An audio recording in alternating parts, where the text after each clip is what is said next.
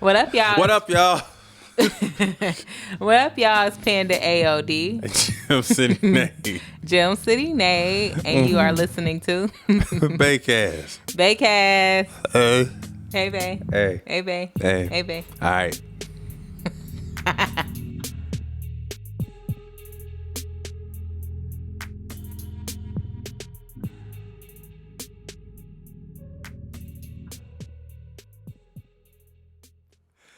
Four times. Y'all, It's been hell. it's been rough today with this podcast. We have recorded or started recording 4 times. Tell them why. Tell them why. Because I broke the holder for the iPhone. So the way we shoot our podcast, like the most convenient way, like Nate has a few cameras. So we used to use cameras, but for convenience and timeliness, we now record on the iPhone. So shout out to iPhone for that. And I broke the iPhone holder. So I will be going to get another one tomorrow because I did not realize how difficult this would be. We done tried recording on multiple stands to not have, for him not to have to go to the car. You should see this. For him not to have to go to the car and get his camera or have to pull his camera equipment out. We're not putting that on social media. I'm recording that. And so, long story short, we're Jimmy rigging our setup right now until I go to the store tomorrow and get an iPhone holder clip. So, bear with us. Yeah. You guys won't know the difference, though. But what's happening? What's popping? As I should say. So we want to talk about a few things today. The first thing I think that is very relevant and kind of a good kind of discussion is the Saweetie and Jack Harlow situation. We've seen it floating around on social media. We've seen it floating around on different... Everywhere. Yeah, on YouTube. And it just keeps popping up. So I'm like, okay, I want to talk about it. But I want to talk about it from this stance of when is too much, or when is approaching a woman, or even vice versa, a woman approaching a man too much. Like, do you have to be careful, which we know you do, but do you have to be super careful in the way you approach someone and how it comes off? And I only ask that because Jack approached Saweetie, and to everyone watching, or many people watching, we thought it looked like he was shooting his shot. And then he came back around and said he wasn't, because before I watched the full video, to me it looked like he was shooting his shot. Then when he came back and said he wasn't, I'm like, maybe he wasn't. Maybe he was just being friendly. Maybe he really liked Saweetie and he was just trying to introduce himself to her as like a mutual, like, we're both artists in the industry. I respect you. I like your swag. I appreciate you. Yeah, all right. What do you think? Yeah, no, I think he was shooting his shot. Well, nothing wrong with him shooting his shot. But he got caught and he tried to play it off. So, I mean, hey, man, shoot, just take an L. Just take an L like a champ. So, like, what about the way he approached her made it seem like he was shooting his shot? How he walked up on her. Every man got that walk. So. What? And I see it. The tape's coming off the phone. The tape's coming off the phone. Okay, so every man would do that. Would walk up on her, give her the look, the up and down look. They got the. Oh my God. Yeah, every man got a walk. Well, I feel how like he looked at her, you could tell. And I feel like there could be that. I feel like it also could be very innocent, and it could have been both of them playing the game. Maybe he didn't like Saweetie's response because it was a little bit kind of like not standoffish, but she was a little reserved. Cocky. But then at the same time, maybe he was playing and he said that he wasn't interested, so that maybe he thinks that would entice her to reach out. So none of us will really know if he was shooting his shot or not. But my question to you is, has there ever been a time prior to us, obviously, where you were dating or not dating, but where you were single and you wanted to approach a woman, was there ever a time where you felt like it didn't go well? Also, what were your reservations? I had a lot of male friends in college, and some of the conversations we would have were they don't approach girls because they don't like getting rejected, which was wild to me to hear as a grown woman, still young in college, but as a grown woman hearing these grown men be like, yeah, nah, like I ain't approaching, like I ain't trying to get turned down, when in reality these guys, they weren't bad looking. So it's like, you don't want to approach women because you're afraid of getting turned down. But then on the woman's perspective, I'm like, well, women really don't want to approach for the same reason. So I think with our generation, it's like, is there that issue of just nobody willing to take that chance? No, I mean, there's so many variables in it. So I guess, because I did kind of just go deep. Right, because you went from asking me and then going to your own experiences. I'm like, all right, I can get in where I fit in. So with that being said, with your experiences, what would you say as far as like your negative experience? Oh man, shoot, it's been a bunch of them. But, really? Mm-hmm. Yeah, but it'll be whether I'm working out at the gym, which I need to get back to. I see some woman working out. I'm like, oh, okay, yeah. I mean, gonna try to shoot my shot. I go up to her and just go up straight, ask them, hey, how you doing? Yeah, my name, yeah. And then, and they be like, oh, no, I got a boyfriend, all this and that. I'm like, all right, cool. And just keep it pushing. And that's one thing, fellas, know when they say when you pretty much know it's a no, just no. Just go. Like, pretty much. Is that negative though? Like, if they have a girlfriend, that's not a knock to you. It's just that, they're not available. Girlfriend or boyfriend. Yeah, they're not available. And then for you, that's great that you just kind of let it be. Like, I don't think that's a negative situation. No, I mean, negative outcome. I mean, yeah. I mean, I don't know. I had plenty of girls tell me, like, oh, if I didn't have a boyfriend, I'm like, well, shit. I'm like, what that gonna do for me? But, but yeah. Oh.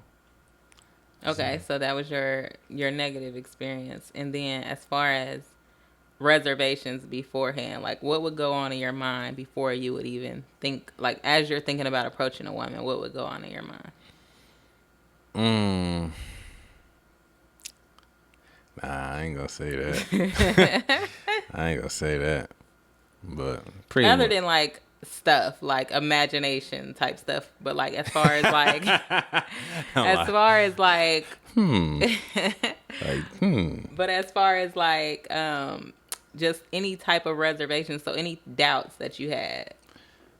For me, I would try to get an understanding, like try to get a feel for who they were as a person. Like, are they gonna look at me and gonna think like, oh, he ain't got the, I don't know, fly shoes on or this and that, or like you kind of tell, like they say, like nobody knows who you are or how you are until you open your mouth.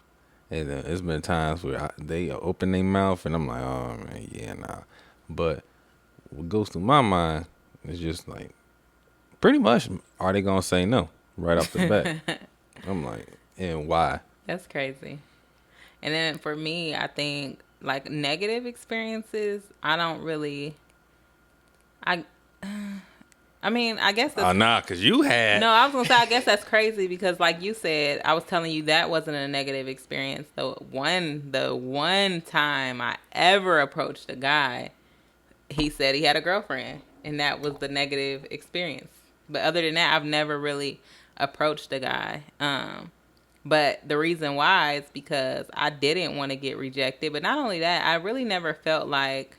So I don't think anybody wants to get rejected, but I really never felt like I needed to approach a guy because I would always come across guys that I just gravitated towards, and we would kind of have that natural chemistry.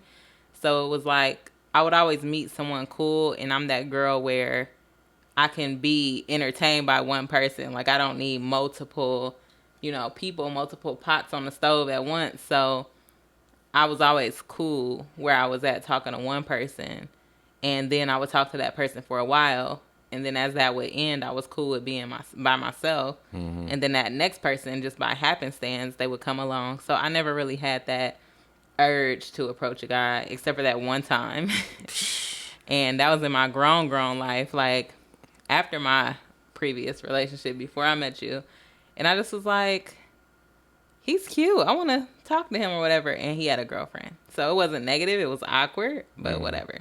Now, I wish more women would make that move, approach.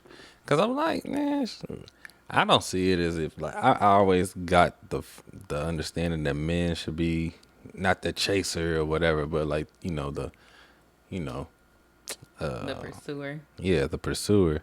But then it's like, it's a pleasant surprise when a woman does it. Because it's like, it's gonna sound lazy, but it makes it easier for the man, because like it don't take much for a man to be like, oh yeah, like yeah, especially if she banging, got banging body, all that, and she cool personality, all that. I'm like, oh yeah, but then it's like, something might click in her head, like when something could have happened to her that night or something, like somebody could have pissed her off, and you done nothing wrong, and she just like, oh, I don't want nothing to do with you. I'm like, dang, you done blocked your blessing. Yeah. Like, So if you would have met me in person prior to, if we didn't follow each other on Instagram and you met me in person, would you have shot your shot still?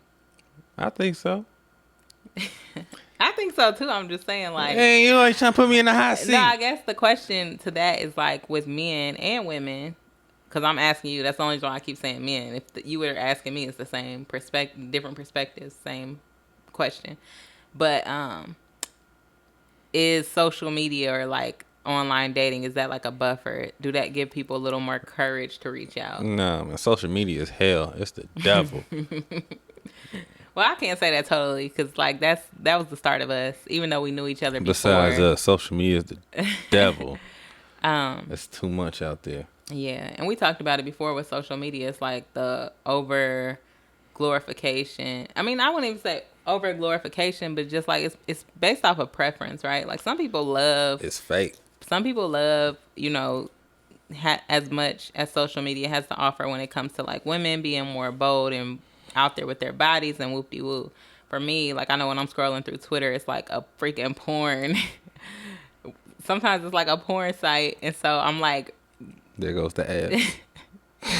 so that's the thing. Like, I guess it's just for preference. Like, social media is what it is. And one thing that I'm learning is that you can kind of navigate and filter your own social media. So stuff you don't want to see, you can like. Yeah, because it's a daggone music page where it's got hashtag rappers, but then every time like I scroll past it, it got some model in a half dress outfit or bikini. I'm like, man, what the hell? I was like, I followed this because I don't even know how I ended up following it, because like for a music producer, like you put a whole bunch of hashtags and say beats, rappers, whatever machine or DAW you using, and like you put that in the hashtags, and then I guess like the hashtag that you use the most or whatever, like you start following, but for no apparent reason, I don't know. And then it goes from like actual rappers being showcased on that hashtag to women flaunting their goodies, and I'm like, man, what the hell is this? But that's the thing too, is like it's all about programming, just like marketing in general, but everything is about programming. So I don't think it's a coincidence that those women are popping up in your timeline. Just like I run a couple pages for clients who are like record labels and, different stuff like that. And there's a lot of those pages that pop up. Mm-hmm. And sometimes it's because the hashtags that we use are connected to like the person who's promoting those pictures, whether it be a manager, whether it be the model themselves or whatever. They're using those hashtags too because we're in their age demographic. So if you're a 30-year-old male and you're a 30-year-old male, that's your profile information. And then your hashtags are producer, beats, hip hop or something. They're like, oh. Show bikinis. No, they're like, oh, we need to use these hashtags to pop up in front of him because that demographic probably clicks those pictures a lot. So they're telling you through their own analytics, their analytics are telling them that you're in their demographic. So then they're posting those hashtags to get those pictures seen by you, to get them liked, to drive up their engagement, for you to follow those pages. It's with everything. It's with like food we like and all of that stuff. But it's funny you said that because I was just thinking, I was like, man, that sounds like Chick-fil-A. I'm like, my pleasure. It's my pleasure. So I don't know why that. no, but yeah, so that goes right into our next topic, which is Kevin Samuels, which he literally is like turning into like a pop culture like phenomenon, honestly. Like there's people who don't like him, there's people who think he's annoying, obnoxious, and all of that stuff, which are true in some. Like to me, I think he's very arrogant. He's like, what do you rate yourself? Honestly. I think he's arrogant, but I don't know. I don't watch it enough to know if he's ever rated himself. Have you seen any of that? Nah, I ain't seen that, but Because Nate be watching them too. well, I'll be watching them like that. Not to say I don't watch it. I just haven't watched. I haven't stayed tuned, but. And I watched like one or two. I think I watched, maybe it was one, and it was pretty long. Whenever we were sitting on the couch, Yeah, I that know was the only time. Yeah, well, yeah.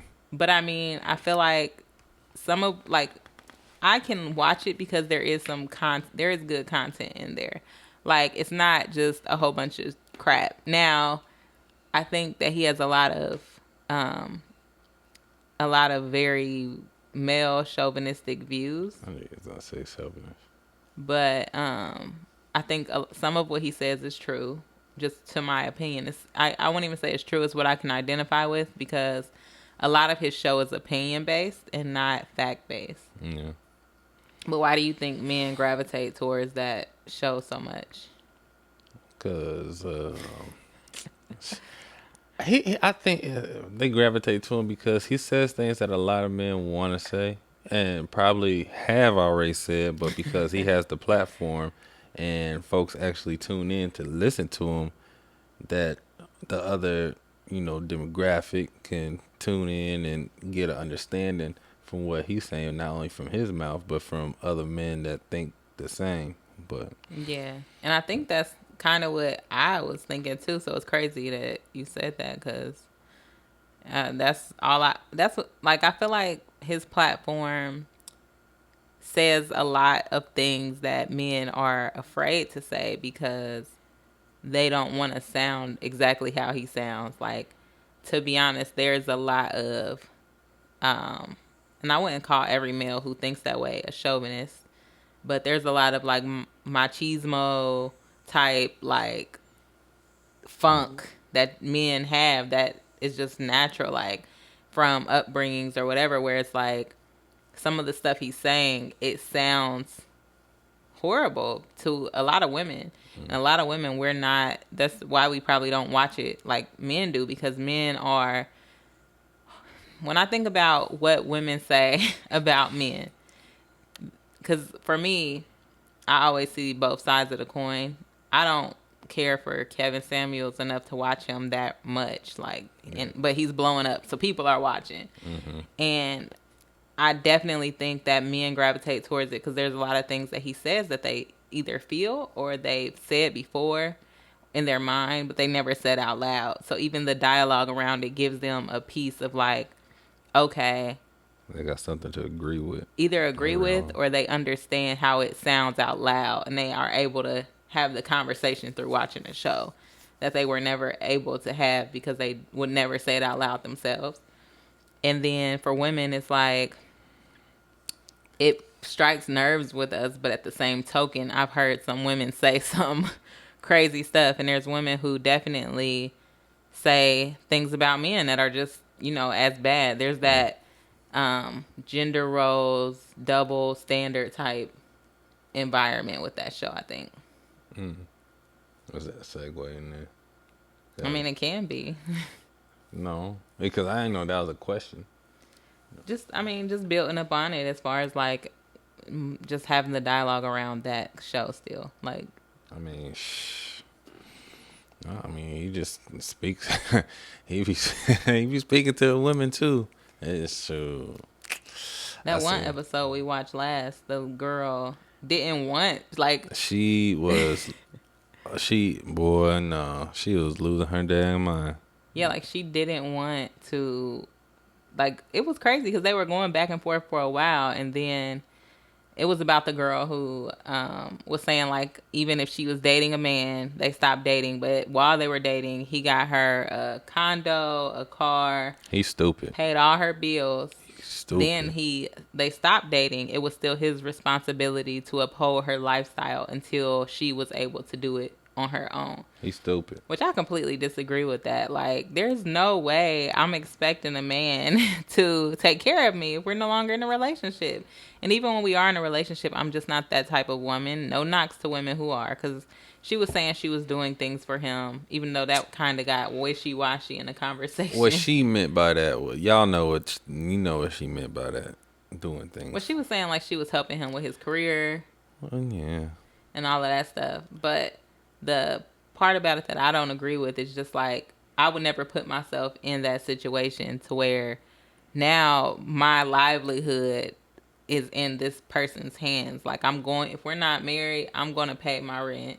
If we're not married, I'm going to do X, Y, and Z. And even if we are married, there's got to be like some understanding or agreement. If you're working and you bringing home all the money and then we have kids, I ain't gonna knock on wood because I do want kids, but just not no time soon.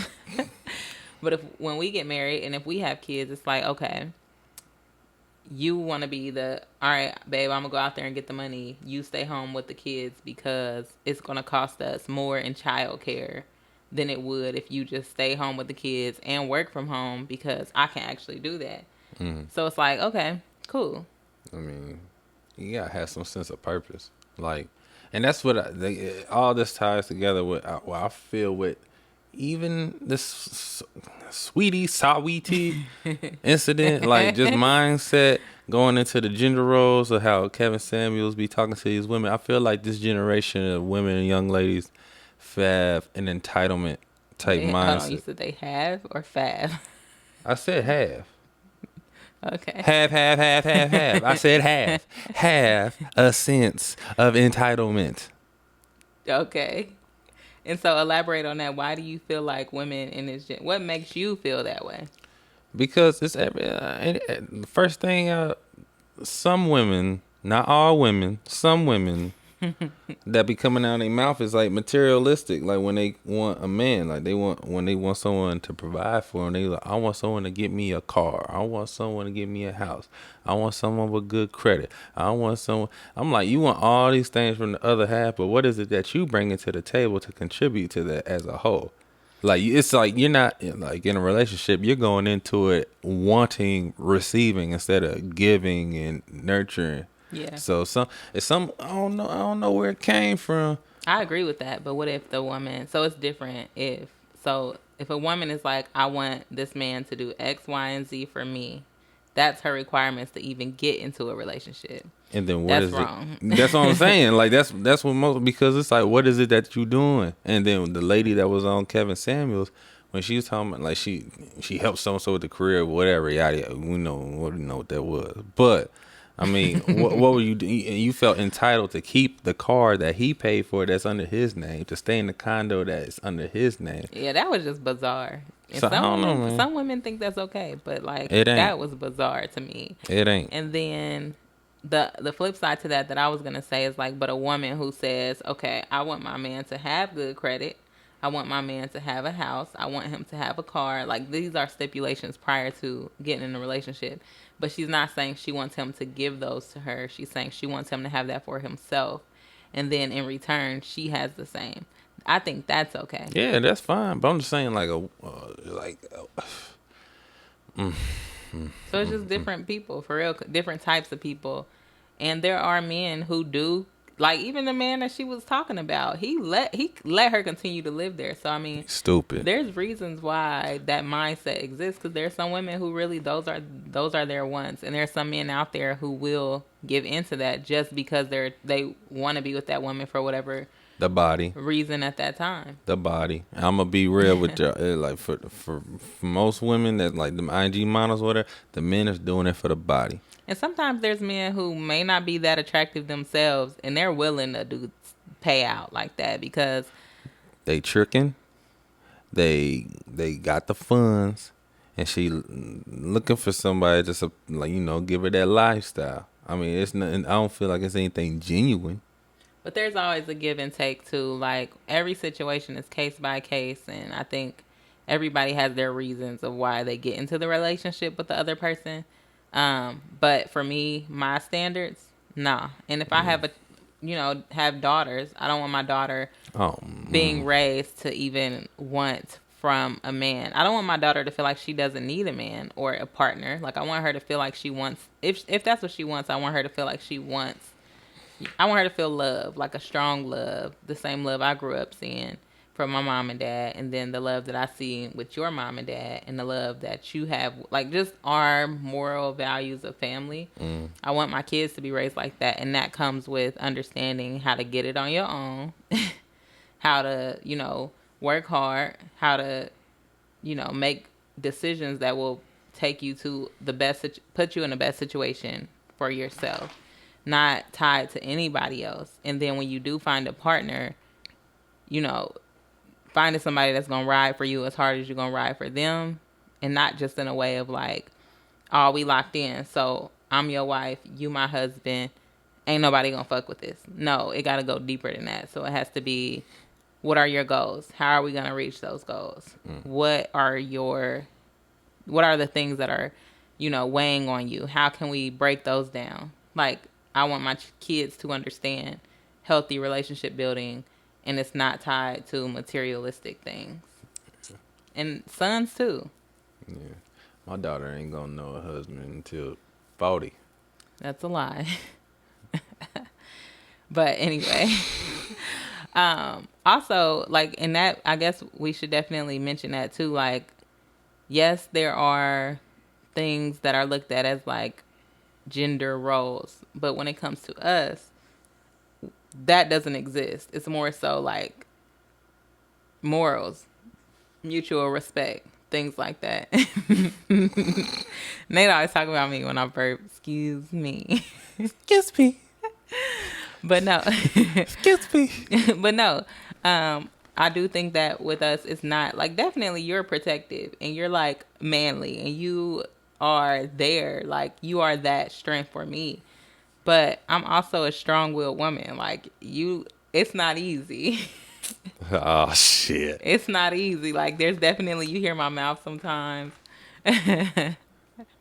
But I think that's important to note, because it's not a gender role thing, though. Like, we both wash dishes. We both cook. We both clean.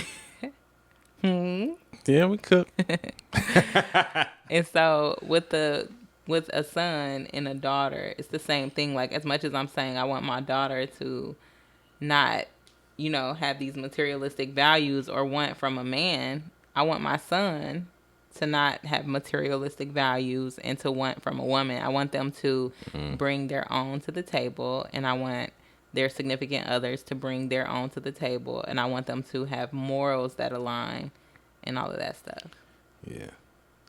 I don't want my son falling in love with a big ass. So, like, I don't think everybody's, like, there's a lot of men who are infatuated. Let's spill the tea. Let's talk about the tea. There's a lot of men who are infatuated with a big butt. A wagon. It's so funny because I just started hearing that term this year. But there's a lot of men who are infatuated with that. But there's some men who that's not. Like, it's funny how every time when you talk about women, it's like... Now, wait a minute. Wait a minute. No, it's but when you... Every you time like, I talk no, about but women. when we talk about... Okay. When we talk about the draw or the attraction to the other sex. Like, when I talk about men, you talk about women. Mm-hmm. Your main point of focus is like, nah, I ain't getting tricked. Hold on. In the words of Kevin on stage, the butt. The butt. It's like, I'm not getting tripped up on a big butt. Like, he gonna get stuck on a big. And I'm just like, is that it? Like, there's so many other things. Dudes get caught up on pretty eyes, nice lips, a banging personality, all that, a beautiful spirit, and all that comes down to that butt. All right. Anyway, You brought it up. The final, and y'all, I have a very modest butt. Like, Are you gonna talk about your butt on it? well, you talking about how I ain't talking big about butts nobody is the specific. thing. I'm just saying, and I'm one of those girls where I have a nice shape, but I don't have no juicy Judy booty. Where the hell we get to that? We want to talk about nobody specific. You just talking about a part of the anatomy of the body. But like I was saying, No pun intended. so the next topic, the final topic today is Chris Paul. And so Oh man, the Suns. deuces. That's it. That's all we gotta say about that. That's a wrap.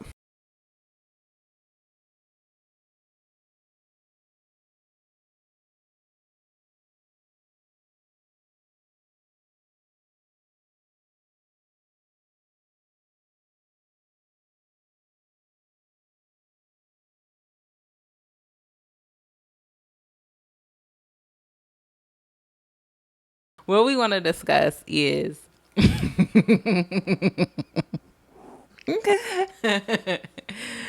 my god, I'm not laughing at the game. I'm laughing at what happened before this that we're cutting out. 3 times. But yeah, so with the Suns and the Bucks, the one thing that we wanted the Suns to win. We wanted Chris Paul to finally get his ring. It was a good game. Like, whew, them teams, they definitely deserve to be in the finals this year. But one thing that came out of that, watching the series and then seeing it end the way it did, was how do you respond, or how do you cope with or deal with not realizing a goal? Like, you have this goal that you want, and sometimes we know that we pursue things and the cards just do not fall in our favor. So how do you cope with not reaching a goal?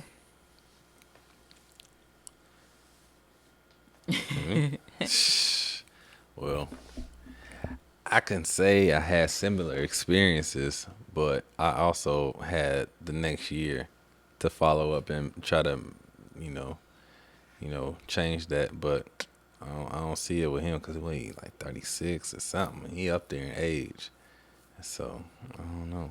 But how I cope with it, I ain't gonna lie, that shit tough. That shit hard. Because there's been times where, say for instance, freshman year basketball, Heidelberg, we went to the finals in the conference finals, and we lost, and we never went back since. Freshman year, I was ranked number 1 in the nation in high jump, and went to nationals and didn't make a height at all. So I was crushed, and that was like the one and not the only meet my parents went to, but the only national meet my parents went to, and I just stunk it up. And then, yeah, I had a couple moments, but then, I had some good ones too. Won nationals, but yeah, those two, how I cope with those, I just had to sit in it and think about it. Yeah. And I think I've definitely had moments where it was like I saw it. I saw the goal and it was there, but it just didn't happen. And I feel like you hit those points a lot more the older you get, because you just have if you're always trying to get better and grow and diversify, like just, things that you're involved in, you're going to be charting new territory time after time. You're going to have goals that come up and things you want to obtain. And that's what kind of projects you to like keep going, like to wake up and give it your all. So I think it's a beautiful thing, but it also is very tough to kind of not realize certain goals. Like for me, I think the toughest goal that I probably didn't realize was probably with my job, my past job, my